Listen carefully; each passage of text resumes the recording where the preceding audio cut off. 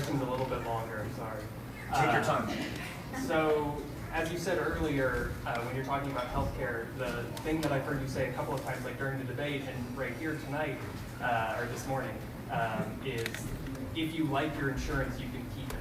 And that's always been confusing to me because I've never once heard anybody say that they like their insurance. I've never heard anybody say that they like their deductible or their copay or their premiums.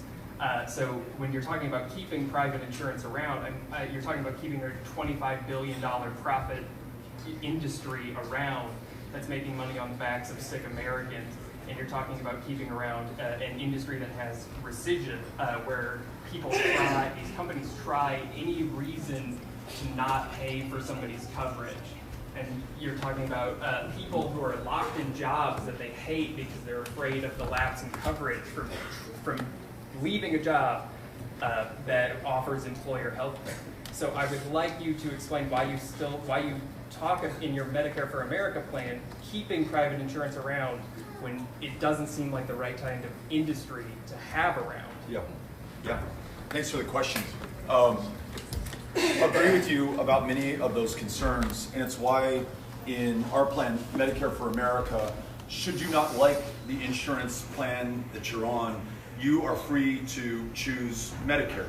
I just have listened to so many people who do like the plan that they're on. And I mentioned earlier members of unions who fought for that, who said, I don't want to move over to Medicare. I fought long and hard for this. In fact, I didn't get the wage increase that I wanted because I wanted to make sure that I got the health care plan that our family needed. It works for me and it works for us. I trust them and the decision that they've made. I also trust them if they want to make a decision to move to Medicare. The goal for me is ensuring that it's universal, every single person, that it's guaranteed. And to your point, many people are insured today but are not guaranteed to get the care that they need. You just said this, they may not be able to afford a copay. There was a school teacher in Weatherford, Texas, who died of the flu.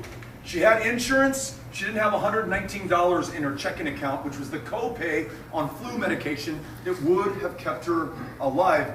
We changed healthcare in America so that there are no longer deductibles for anyone.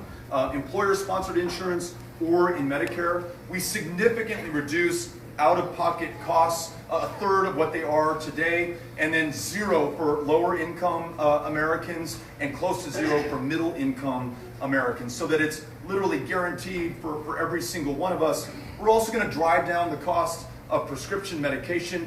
Medicare will be able to use its purchasing power as leverage to bring down the cost of the medications that you and I invested in through our tax dollars in research and development, clinical trials, and then we buy them through Medicaid, Medicare, the VA, and TRICARE. Let's make sure that they're affordable to our fellow Americans. So I understand that we each have a different path to get to that goal. I just want you to know that I'm strongly focused on it and want to make sure that we get there as soon as possible. And in my opinion, that's the best path to do that. Thanks for asking. Appreciate it.